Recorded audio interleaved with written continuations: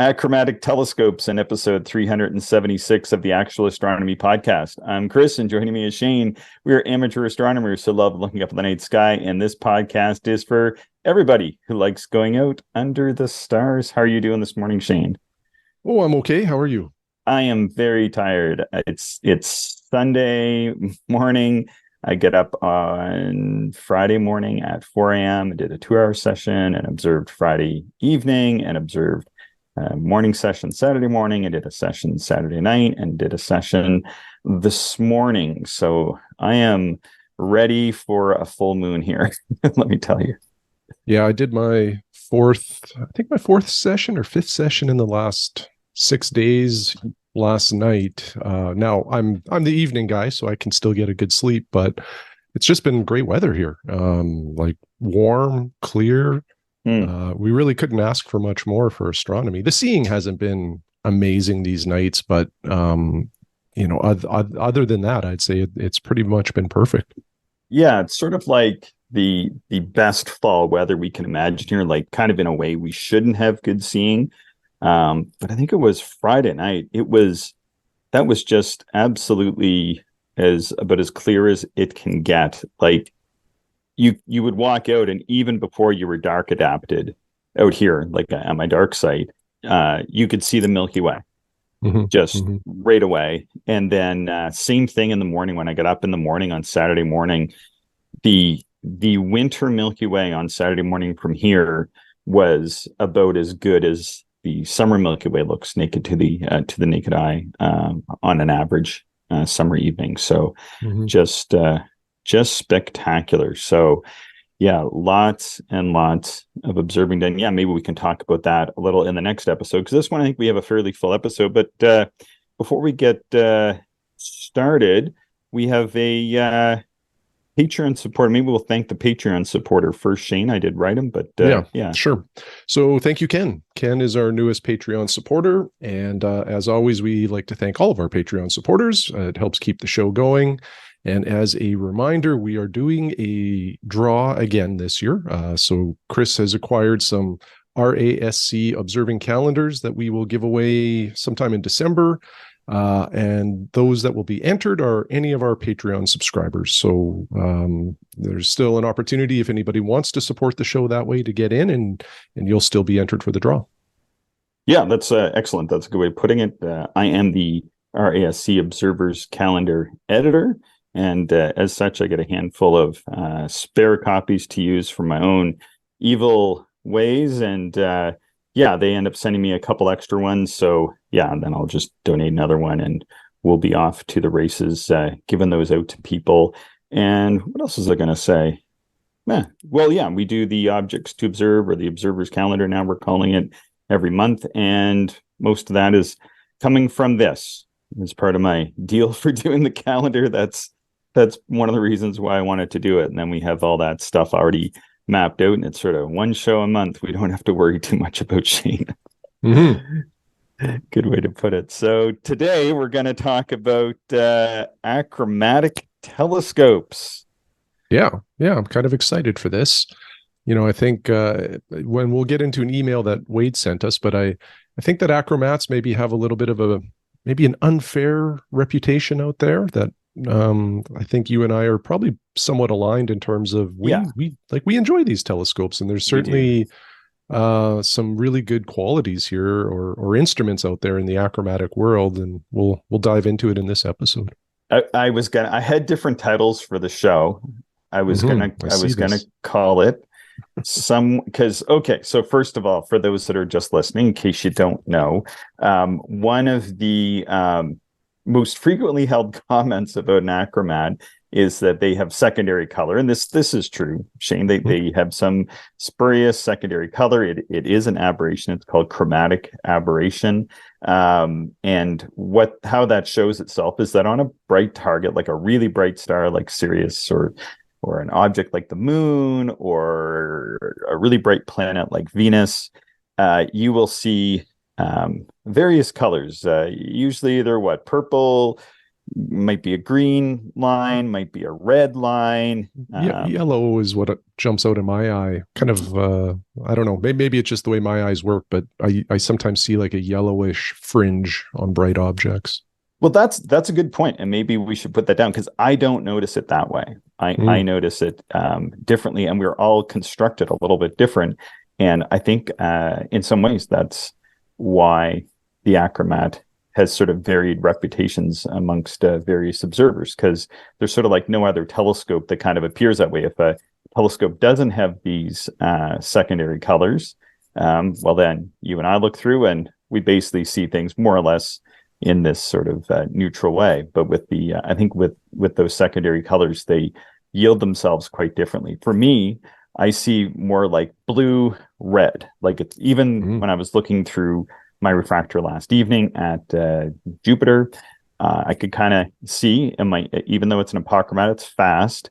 Pentax lenses, good lenses and everything, but I can see sort of one side has a little thin red line, one side has a little thin blue line. And one of the reasons why I bought my Takahashi 100 millimeter is, it is sort of perfectly color corrected for looking at the planets. But anyway, we'll get into that. So that's secondary color. But firstly, I was gonna call the show Somewhere Over the Rainbow. And then I was having this picture of playing the music for what was Mm-hmm. that was the one with the Dorothy in it. Yeah. And then Purple Haze. I thought maybe we would play Purple Haze. Ooh, little But Hendrix. yeah, yeah, one of the great, in my opinion, one of the greatest songs ever. But I thought for sure if we put those in, then we can't put it on YouTube. So, Shane, there are there's all kinds of different kinds of refractors. You Mm-hmm. can look, there's all kinds of folded ones and fancy different ones, triplets, quads, and blah, blah, blah. But sort of for our amateur community, it boils down to essentially achromatic telescopes and apachromatic telescopes, commonly referred to as acros or apos. So maybe we'll just start with what's the difference between these two telescopes, sort of in a basic way, Shane? Well, I think maybe at a high level, it's really just talking to the wavelengths of light that they correct for. Um, like an achromatic refractor, I think corrects for, is it one wavelength or two wavelengths? I can't remember. Yeah, I think it's two Yeah. typically, or And something like that. something like that. And apochromat is like three or like the whole RGB spectrum it tries Yeah, to correct for. yeah, Now, that's kind of it. Like that's the main difference at a high level. And then you can kind of get into like, the amount of objectives. Like some apochromats have two objectives, some have three, some even have four. But at the end of the day, it's kind of almost like going back to like an orthoscopic eyepiece. Ortho does not designate a design of an eyepiece. It means like aberration free, yeah. essentially. That's a good point. And similar to an apochromatic telescope, it can come in many different designs, but the end result is that it's basically corrected for all colors, meaning you should not see any false color on an object, regardless of brightness. And this is where it sort of gets into a little murkiness, I think, within the definitions, because again, you've got acros, which are known to have color, and then apos, which you assume do not. But even some like two element apochromatic refractors, as you mentioned earlier, like your 125, will still show color sometimes. So that's where, sticklers get a little hung up, I think, on the definition. Yeah. Yeah, and I think it's sort of like the majority, like in my mind, like you can still call it apochromat as long as sort of like that majority of the color is corrected. But on the 5-inch, it's just the nature of it. Sort of like in a way, like the elements are apochromatic, but simply because it's so fast. And then as well, my telescope anyhow is designed primarily to be used as an astrograph. And sort of like in a way, technically speaking, you're supposed to drop another set of lens elements in the focuser end of it. So that's have kind of how that one's set up. Yeah. So that's an interesting point too, because sometimes telescopes like Apple's in particular that are made for photography do assume that there's something else in that light path that corrects for Mhm. some of the color. Yeah. And sort of put another way, if you had a sort of a and typically what we're talking about with apochromats is they have some sort of specialized or somewhat or sometimes very exotic glass that is used. So for example, this 120, I'm sitting here, I'm looking at it, it's still set up because I didn't tear it down when I finished a few hours ago, it seems. It's got the FPL 53 glass. Some of them use a fluorite glass. Some of them use, it's like whatever it is, K100 or something like that. FCD 100, I think. FCD 100. Yeah, there's a All, bunch out there. all kinds of different wild and crazy glasses are out there. But then with the achromats, typically what they're doing is just using regular like crown flint glasses, and then there's another type of glass that they use, but they're relatively common glasses. I think, I could be wrong, but I feel like when I was reading, I did read, I have the Roger Sirigioli book on telescopes, eyepieces, and astrographs that came out 7 or 8 years ago with Richard Berry and a couple other people. I read through that in preparation for this, and I believe in that they were just talking about how it is just very common glass that's used in those basic Fraunhofer achromats. And Fraunhofer was the person who created this design, I think like in late 1600s, or no, it'd be 1700s. Yeah. Yeah. That he was operating. And I think that's one of the more common achromat designs still used. And just to muddy the waters even more, there are some achromats that have ED glass. Like there's that 4-inch F11 that you and I were looking at a couple of years ago. Mm-hmm. And I think one of the elements, maybe both, I can't remember, but for sure one element is ED glass. And I think it's still revered as like a outstanding telescope, particularly for planets, because it's a longer focal length, which we'll get into as one of the characteristics that usually an achromat requires for color correction. But this particular telescope, that's F11 with an ED objective, apparently just provides stunning views. And, I think one of the advantages, which again, we'll probably get into here with an achromat, is they're a fraction of the cost of a similar sized apochromat. Yep. And there's always nuances and things that can influence that, but for the most part, achromats are very inexpensive and can offer outstanding performance. Yeah, exactly. So maybe before we go maybe we'll just talk about Wade. So he sent us this email from Australia.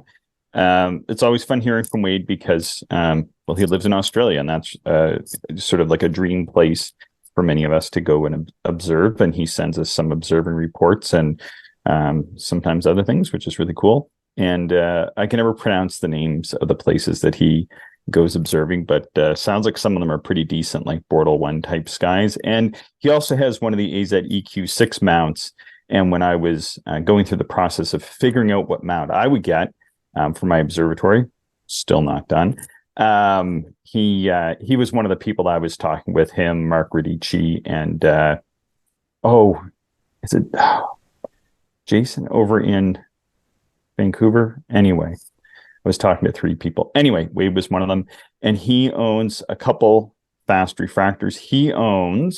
So this is sort of key to his email. So for those that are familiar with telescopes and kind of want to get the gist maybe of our response, Wade owns a couple refractors. He's got an ST 120 F5, so it's a pretty fast, basically just under 5-inch achromat, which is at F5.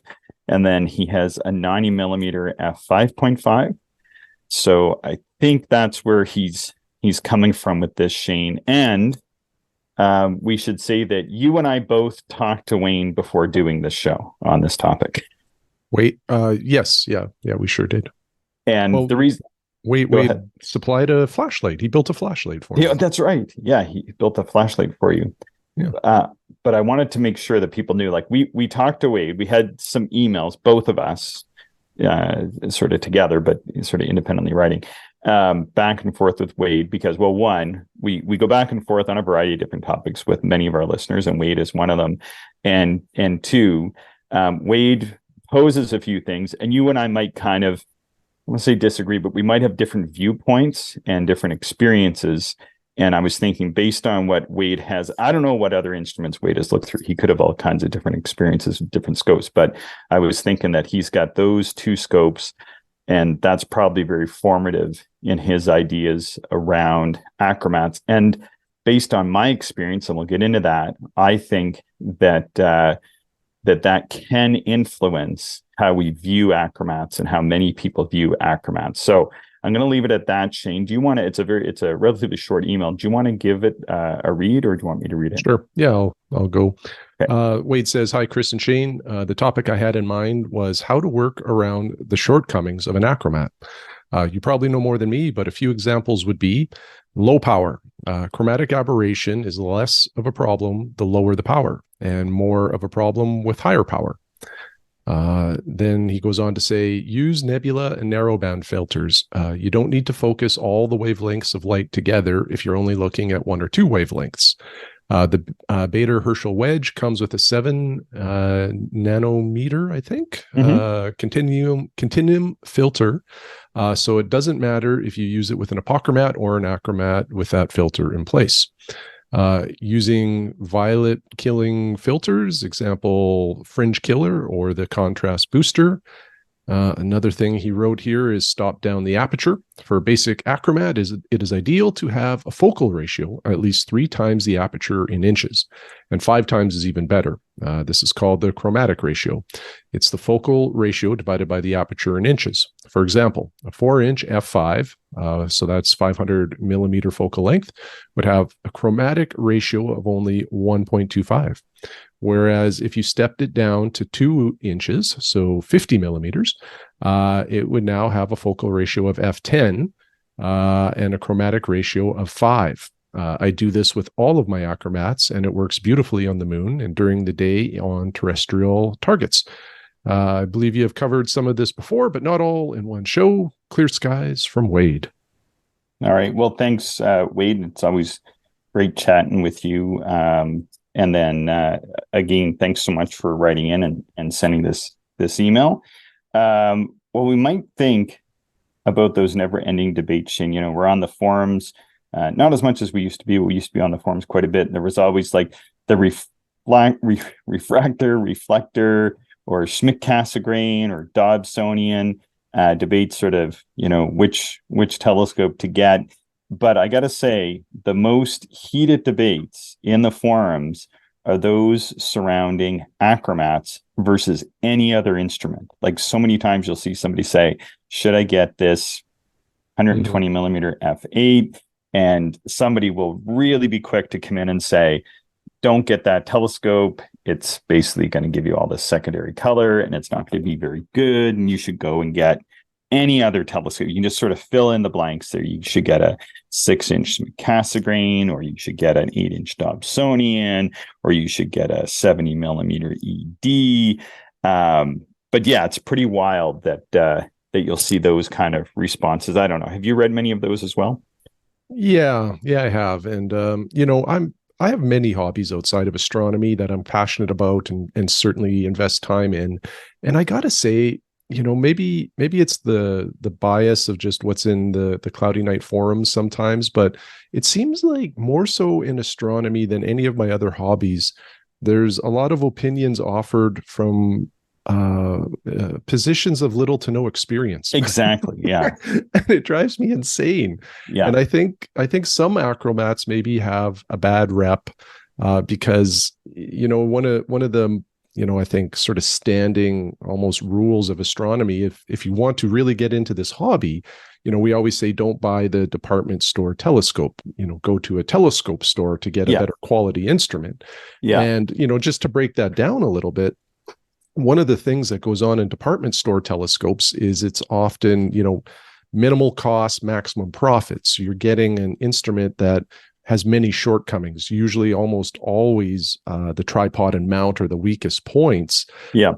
Sometimes too, the telescopes are just mass produced with very little quality control, and you may end up with some duds in terms of like lenses. Like I've read reports of like a brand new telescope not working very well, and one of the elements was reversed Yep. like right from factory. So you Yeah. switch the element around, and all of a sudden the telescope is Yeah. a gem. So Exactly. I think, based on some of that, achromats in general just get whitewashed with this bad reputation. And I'm not trying to over or ignore some of the shortcomings, because there certainly are shortcomings with the Yeah. design. But in general, I would just encourage everybody, like if you're thinking about buying a telescope for the first time, or maybe adding one to the collection, I wouldn't completely disregard achromats, because they're a very, very capable instrument. I don't know if we'll get into it a ton on this episode, but the next one, when we talk about the observing that we've done in the last week, I've been exclusively observing with an achromat. And One of those garbage trash Zeiss scopes, eh? yeah, it's a telemeter, and it's a very good achromat for sure. But spoiler alert, some of the so I've been observing double stars exclusively, and from the RASC list that our late good friend Blake Nancaro curated, and he lists aperture, like recommended aperture for these systems, and I don't pay any attention to that. But there was a couple of doubles that I struggled with, but eventually split using higher power or extended observing. And after the fact, I looked at his recommended aperture, and he was recommending on a couple of these systems 150 millimeters, so 6 inches of aperture. And I was using a 63 millimeter achromat to do it. Yeah. So it just goes to show that they are capable instruments. Yeah. Just want to say I really like how Wade put his, or sorry, am I getting it wrong? Yeah, it's Wayne. Wade, sorry. Yeah, like I said, I'm a little bit tired. I like how he put his email, and I was thinking about the fact that 20 years ago, there were, basically, if you were getting into astronomy and you wanted a refractor, you were probably just looking at achromats. I remember before I knew the pricing in that, I went and I had a friend who worked at a camera store, and I said to him, because I had just gotten the Backyard Astronomer's Guide, and we were all sort of working our first jobs in college, and I saved up a few $100 or something like that, starting to save towards a telescope. And he said to me one day when I was picking him up at work or something, and he said, "Oh, well, like we actually can get telescopes in here." And I said, "Oh, that's cool." He said, "Well, like, what do you want? Maybe we can get one in." And I don't know if he could have gotten a store discount or something. And I said, "Well, I'd really like to get a 4-inch apochromat." "Oh, all right. Well, don't see those in the catalog. I'll inquire." So kind of sent some feelers out through the organization. And I remember it came back and he was like, you can't afford that telescope. It was like going to be thousands and thousands of dollars. So I knew that if I was getting a refractor, it was going to have to be an achromat, because you could get into a decent achromat for for maybe a few $100, like I was saying. But those were entry level telescopes, and like you were saying, most brands that carry them, outside of the department stores, that is, but the reputable brands are like Skywatcher, Orion, Celestron, and they still carry achromats in the 60 millimeter, maybe even smaller, to about 6-inch achromats in size. Just to give people a little bit of the lay of the land, popular models include like 70 and 90 millimeter versions with f ratios around f10. And Skywatch and Orion, they carry these lines of 100, 120 in f5, and the odd time they'll have these 6 inches or 150 millimeter in f5. And then most of the brands all seem to carry, and this is like almost ubiquitous, the 80 millimeter f5, often lovingly referred to as the ST80, which was the original Orion brand at one. And then many of the brands carry 120 millimeter f8.3 and 6-inch f8 instruments. And that's a little bit of the lay of the land. Have I missed any of those with sort of the common achromats that are out there, Shane? Uh, no, I don't. Well, I'm just taking a quick look. Yeah, that's pretty common, I think. Yeah. Yeah, I think that's a fairly good list. If you're browsing a telescope website. Yeah, yeah. So if you go to a star party, you're likely to see one, or if it's a big enough star party, you'll probably see examples of all of those telescopes set up on the field at some point in time.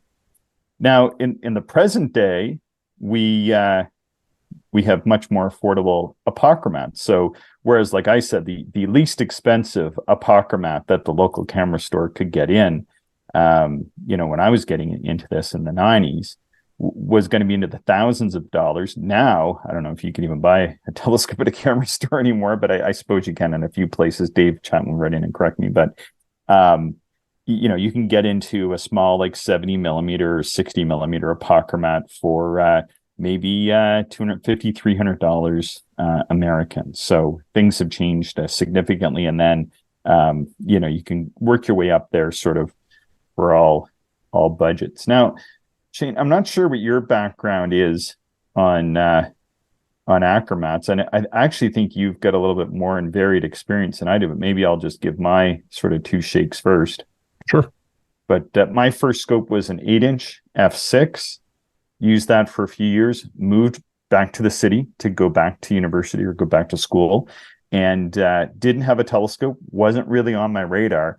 But after I was there for like a few weeks, I was like, I really want to have a telescope here, but I go home on a weekend, I look at my 8-inch Dob and think about my, 308 square foot bachelor apartment and go, this isn't going to work too well. How do you deal with this, right? Mm-hmm. And so the summer before, I had won $100 gift certificate, which I discovered was just enough to buy an Antares 80 millimeter f5, basically the Canadian version of one of these ST80s. So I sent him my gift certificate, and back came the Antares and all its glory. And I just put it on a rickety tripod that I happen to have, because I had no budget for this. All I had was that gift certificate, and that was it. Whatever I had, other eyepieces that I had saved up. I think I had 3 eyepieces that I had saved up, and was good to go with since I had the Dobsonian already. But it came with 45 angle diagonal, and so I had to use that for a year or two before I could afford to buy a proper 90-degree. But it was great. I really fell in love with the wide fields, and I would just sort of hike with it and go to a park, because I didn't have a car at the time and didn't really have any friends that even had cars, because back in those days, nobody did. You're going to school. And then, it was great. I could get up to the rooftop of the apartment building I was at, look at Jupiter, take it down to the park, look at M13 or some other targets, and just really fell in love with those wide field targets. And, now you can buy similar setups in apochromatic format. But one of my favorite telescopes, and I should add, I don't think I told you this, but I was recently using this weekend, or the past several days, the 50 millimeter f5 that you made up for me, Shane, and that's a little achromat as well, eh? Yeah, and it performs quite well. Oh, It's surprisingly well corrected, actually. Not saying it's perfect to the edge, but it really does surprise me every time I use it. I eventually sold my 80 millimeter f5. I really wish I had held on to that. I was moving, like when we moved to Ontario. Eventually, I knew we'd be moving somewhere else. Moved out here.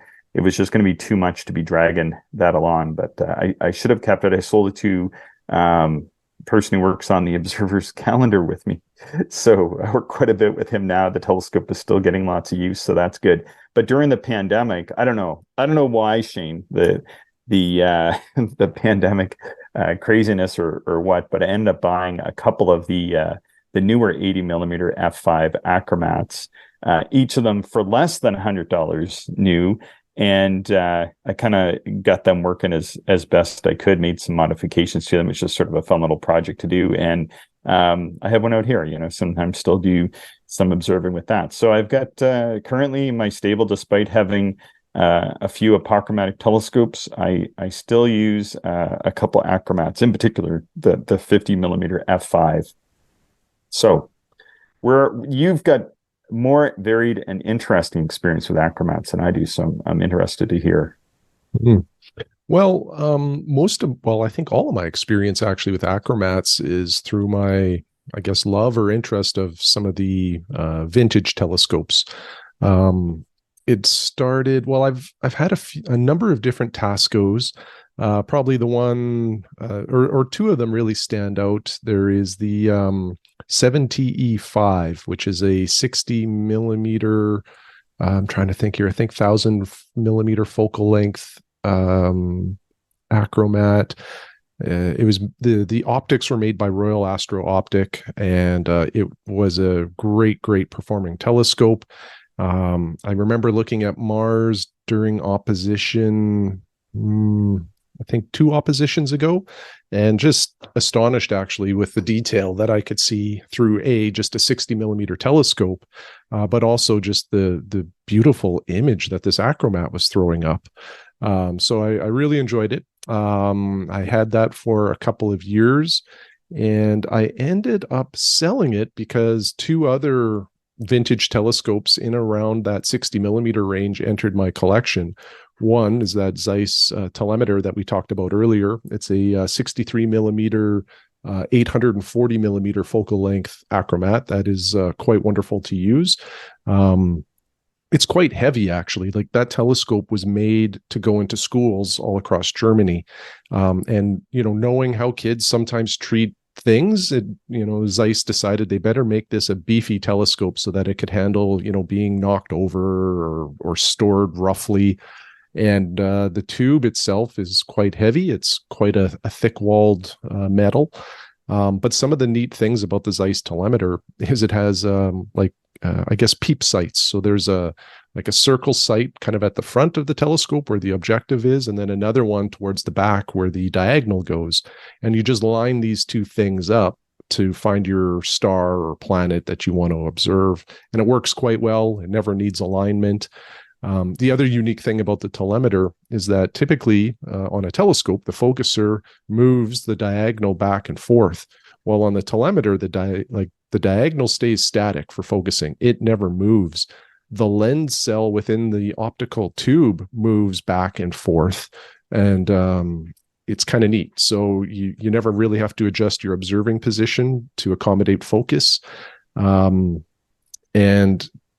because it operates like that, the tube itself sort of becomes the dew shield. But anyway, the Zeiss telemeter is one, and then one that I don't really use too much. It's an achromat, but it's advertised as semi-achromatic, and it's an old Takahashi TS65. So it's a 65 millimeter triplet, which is again achromatic still. And I think the focal length on that is, it's either 1,000 millimeters or maybe 1,100 millimeters. I can't quite remember. So it's another long focal length telescope. And the little bit that I've used, it is just fantastic. It is such a great performing telescope. I kind of think I should sell either the Zeiss or the Takahashi. In fact, I tried to sell the Takahashi a little while ago, but I wanted it to be a local buyer because I really didn't want to ship it. It's the whole package. It's this big wood box. You get the mount, the tripod, eyepieces, counterweights, solar observing projection thing. It's quite a bit, and shipping that I think would be a bit of a nightmare. So anyway, I've heard that shipping telescopes can be a lot of money these days. So, well, depending how you do it, yeah, that's for sure. And then my last one, which I've used a little bit, but I would like to get into it a lot more. It's another Tasco, and this is the 10TE. I think it's referred to as, and it's a 76 millimeter objective with a 1,500 millimeter focal length, I believe, or is it 1,200? I don't know. I should check it. It's quite long. It's, got some pretty good aperture at 76 millimeter. And again, this one was made by Royal Astro Optics, so the lenses are quite good quality. It's a beautiful, beautiful telescope to use. In fact, maybe the next time I go out in the backyard, instead of the telemeter, maybe I'll take out the 76 millimeter Tasco. So anyway, Chris, that's my roundup of experiences with acros and which ones I still have. Okay. Very, very good. Very good. I'm just I meant to put a reference into our notes here, so I was just looking that up. I'll drop that in here in a second. Let's work through some of what Wade sent us about some of the shortcomings and recommendations for achromat observing. Okay, so I kind of group these together as best as possible. So one of the things, and Shane, we're going to really lean on you for this because I feel like you've probably got more varied experience in some ways than I have, although I have a little bit from star parties. And I guess I should say, okay, I got that in the notes. Okay, so the first things he says are use low power, CA, chromatic aberration, is less of a problem the lower the power and more of a problem the higher the power. Avoid bright objects like the moon and bright stars. Stick to DSOs, deep space objects, and fainter stars. Okay, so let's hear your comments on this one, Shane, before I jump in. Well, I think I'm going to defer to you mostly on this one, Chris, because I like my belief with achromats is to use longer focal lengths to overcome the false color. So all of my achromats are quite long, and slow, I guess would be another way to phrase it. I really don't have a lot of experience using fast achromats, and the experience that I do have, it's really only been on deep sky objects. I haven't looked at anything bright with, say, a F5 or an F6 acro just to see what it looks like. So over to you on this one.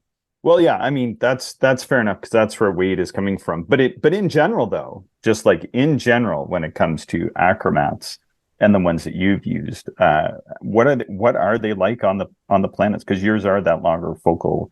They're outstanding.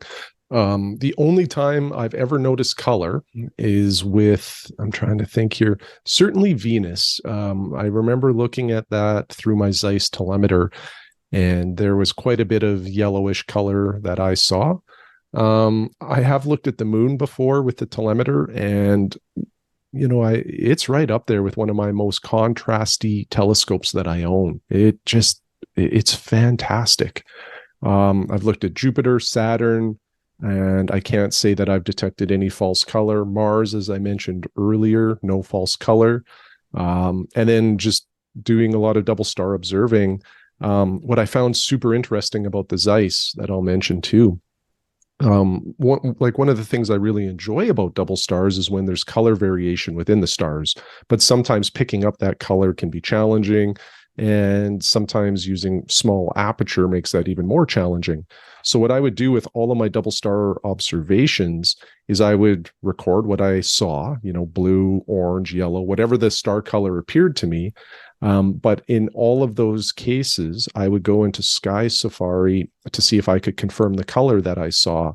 Mm-hmm. And I would say I'm probably about 98 to 99% accurate in IDing color through the achromat accurately. So, I again, and those colors can be a little bit debatable anyway.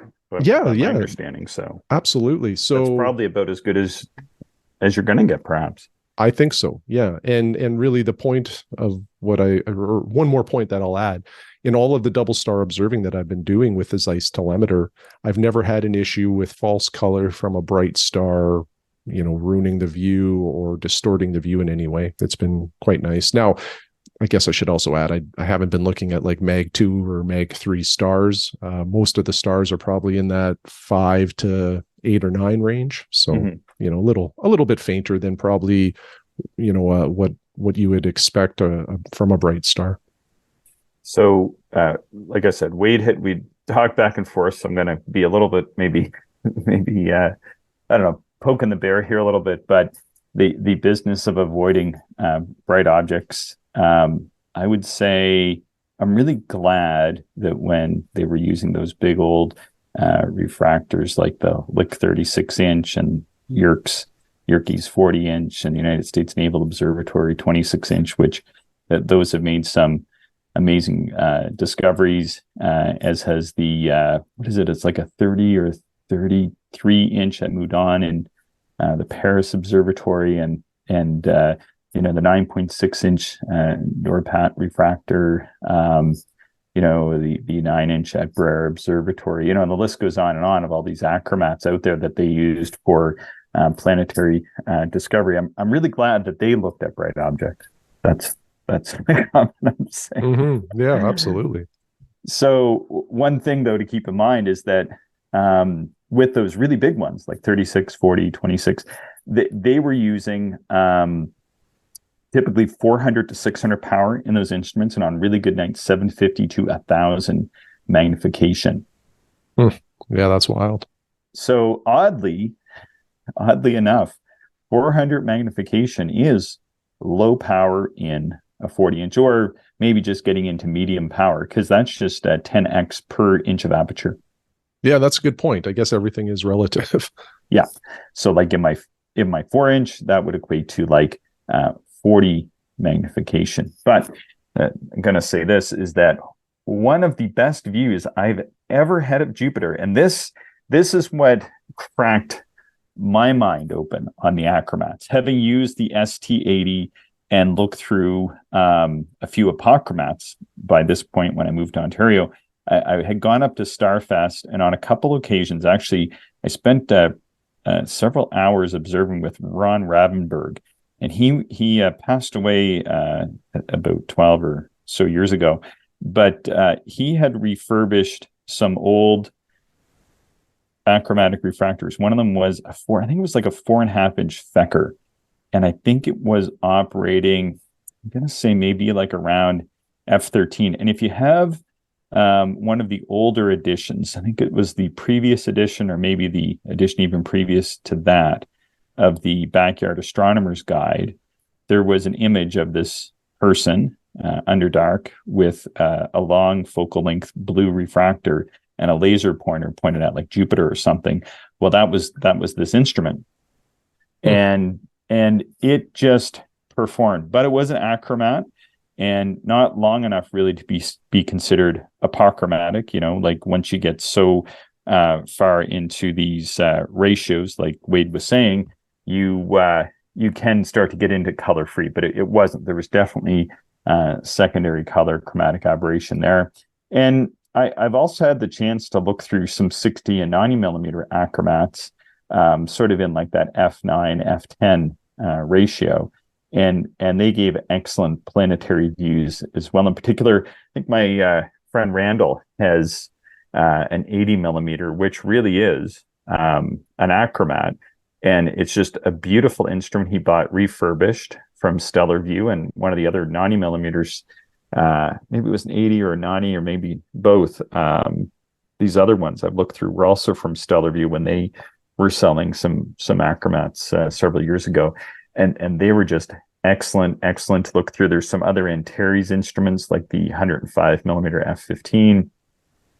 Really, really great instruments. And kind of going back, thinking about Schiaparelli and Lowell, looking at Mars and Galileo, looking at Jupiter through a very chromatic singlet. There's lots that has been done with these type of telescopes. So, I think sometimes there's a debate on whether or not, just for historical purposes even alone, but also for practical purposes, are they still good? So I think, Shane, the thing in my mind anyway, that what it boils down to is that the recommendation for the low power with these scopes stems from many of them, like I was saying at the outset, many of the most popular models are the short focal ratio instruments, and they're well designed to hit really low powers and wide fields.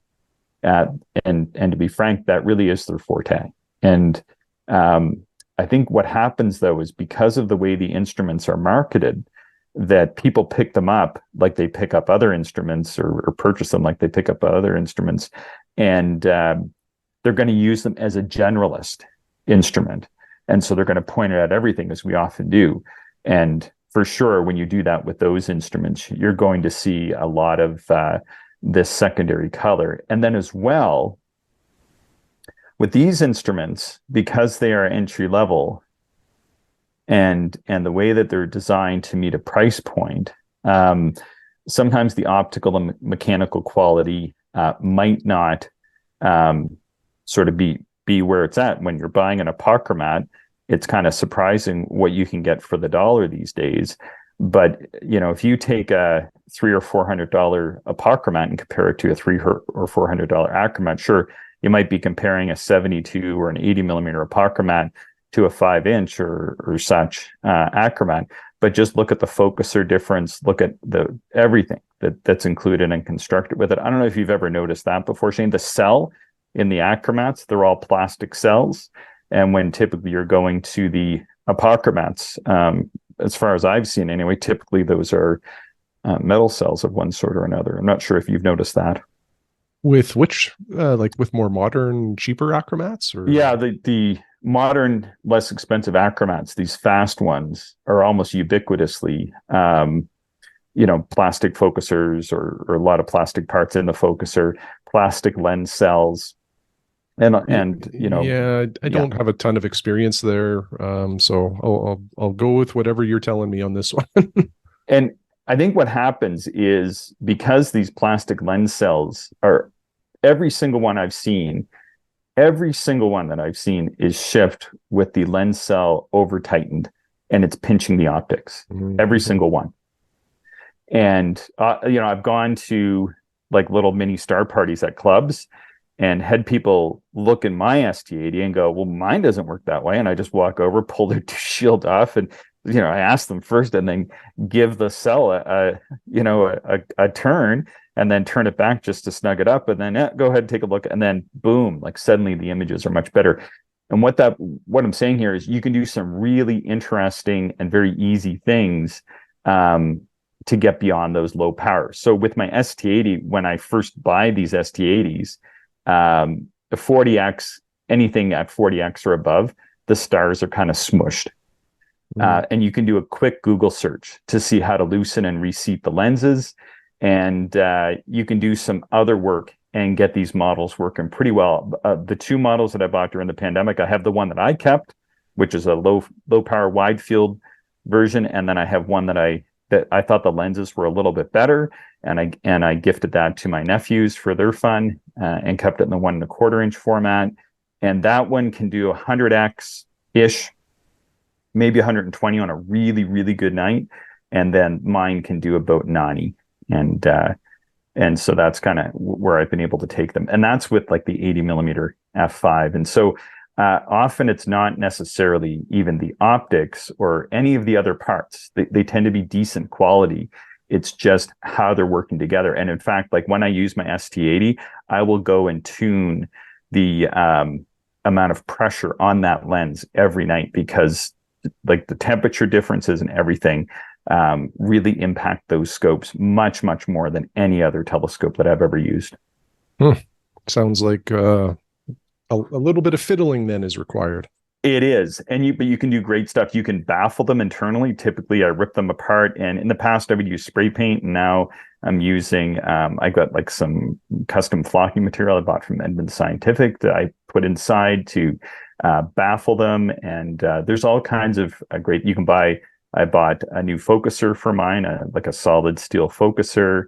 And sometimes what you'll find is that the optics aren't lined up with the focuser. And so there's things with that. And then as well, oftentimes the focusers that come with these instruments actually extend into the light path. Because once you get to an f5 instrument, that light cone is really steep, and it's super easy to have a draw tube that's too long. And you end up with an 80 millimeter that's operating more like, I don't know, like a 60 or 63 millimeter instrument. That is pretty common with these instruments as well. So if you kind of do a little bit of work, you can actually get them to perform quite well. There you go. A path to success. Path to success. But I think this is like a huge part in why these instruments tend to have a bit of a bum reputation, because once you do all that and you see that the secondary color, yes, it's there. Yeah, it impacts the view, but their ability to do deep sky and high power, and then even have enjoyable planetary views. Like once I had tuned that very first scope that I had before I moved, I would set it up on Jupiter, run it at 80 or 90 power.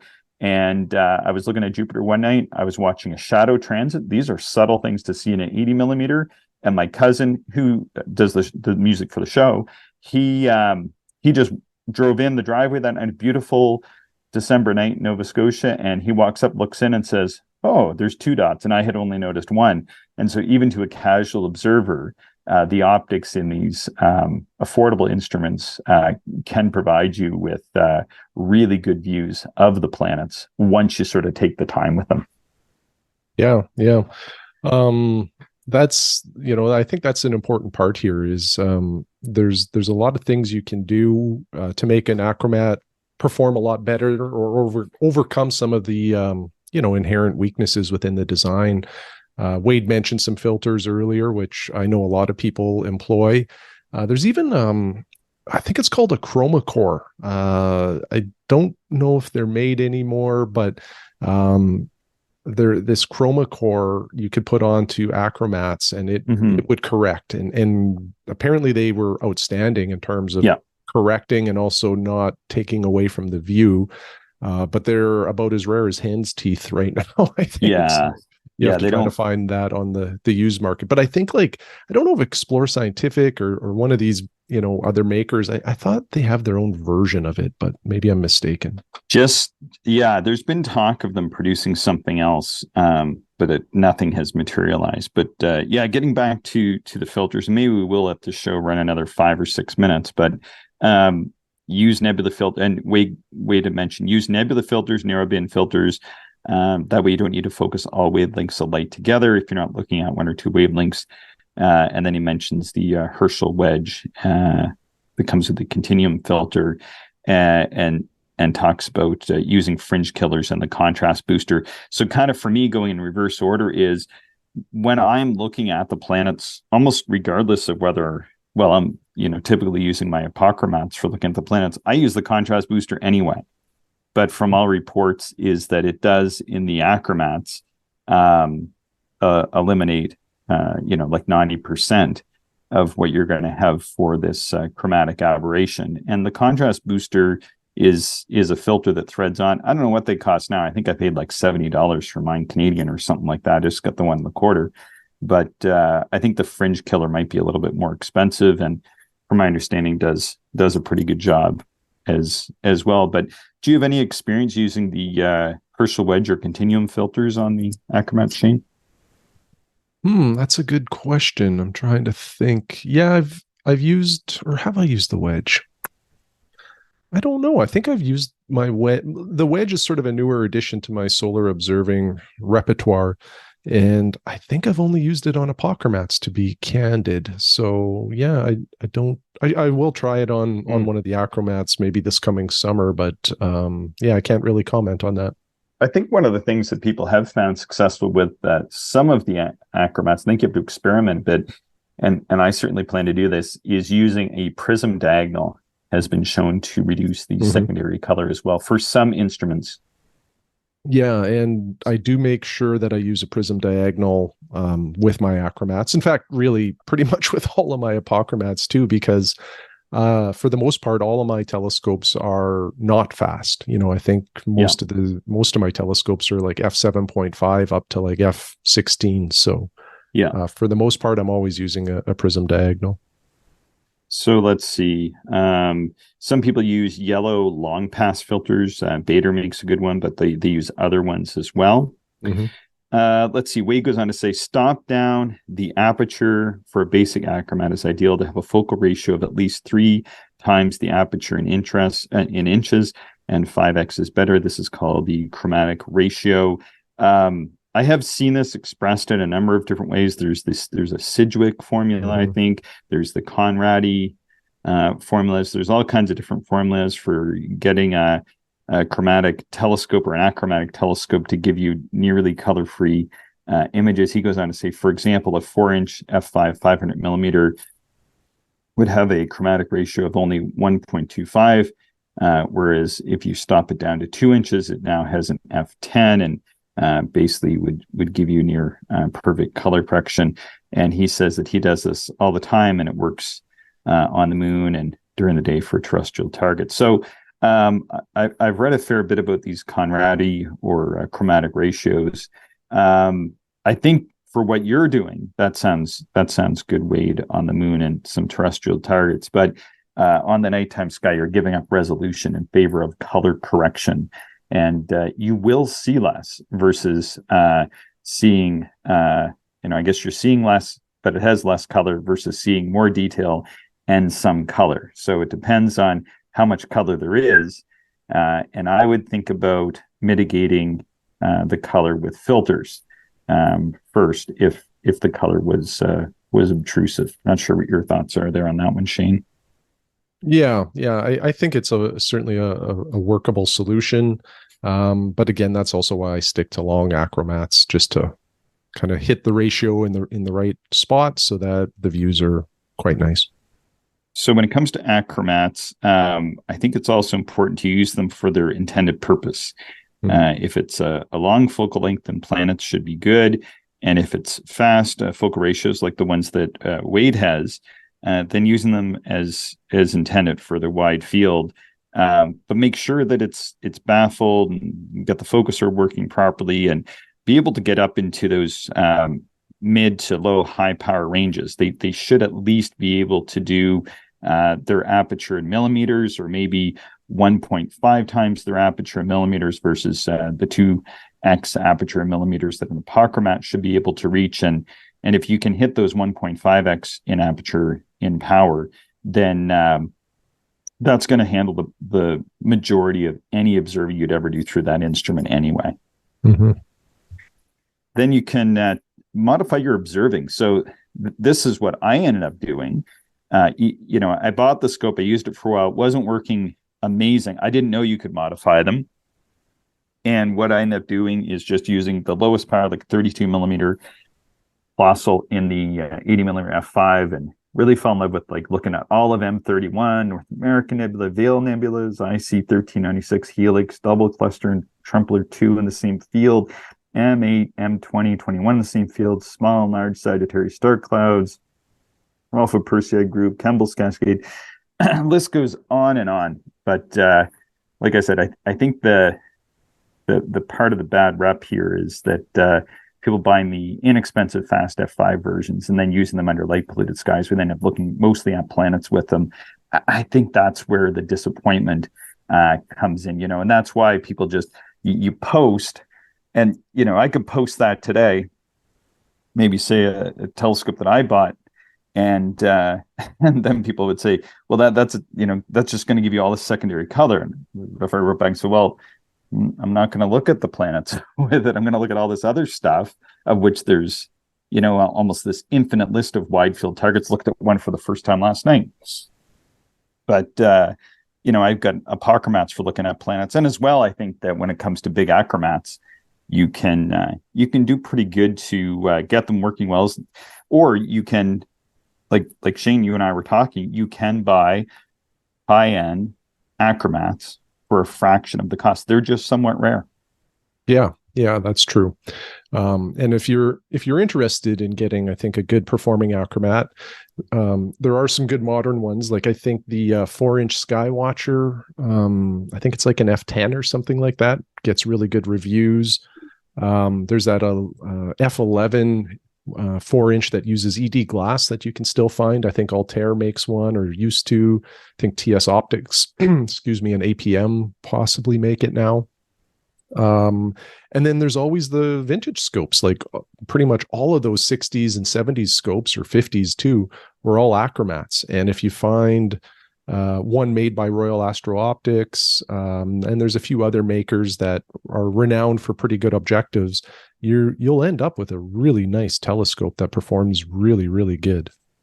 Yeah, I'm just looking really quick. Things like Takahashi, Zeiss, Vixen. Vixen made tons of really good Achromats. Sometimes they've played around with the design, and Orion Telescopes had some of those for a while. I think even TEC, Tech Instruments, had produced some achromats. TMB had produced some achromats as well. So I think there has been some really decent achromats put out there if you kind of want to explore those avenues, and then go in vintage like Clark achromats, and then others as well. Yeah, for sure. Lots out there. So if you want to read more about optical design and theory, so this book has been reissued, it turns out. I should have sold mine when the prices were high on the used market. I think it was going for $500 there for a while. It's called Telescope Eyepieces and Astrographs. Excuse me. Design Analysis and Performance of Modern Astronomical Optics by Gregory Pollock Smith, Roger Sergioli, Richard Berry. It's hardbound. It's about 600 pages. Cost is, I think, $40 American. You can get it at shopatsky.com. By simply just looking at the Sky and Telescope shop. You can find it there. Anything to add to this episode, Shane? No, that's it. Hopefully we've opened up the world of achromats to a few people, because you can get a really nice telescope in that space and probably not break the bank. Yeah, hopefully we did it fair justice, and that we're not viewing things through rose-colored glasses or purple-colored glasses in this case. Enjoy the rainbow. Okay, concluding message. Just a reminder for our Patreon calendar draw. All you need to do is be a Patreon supporter to be placed in our draw. Thanks to everybody for listening. You can always send us your show ideas, observations, and questions to actualastronomy@gmail.com. Thank you, everyone, for listening, and we hope you enjoyed the show. If you are interested in more information, would like to contact us, or if you would like to support the podcast, check out our website, actualastronomy.com.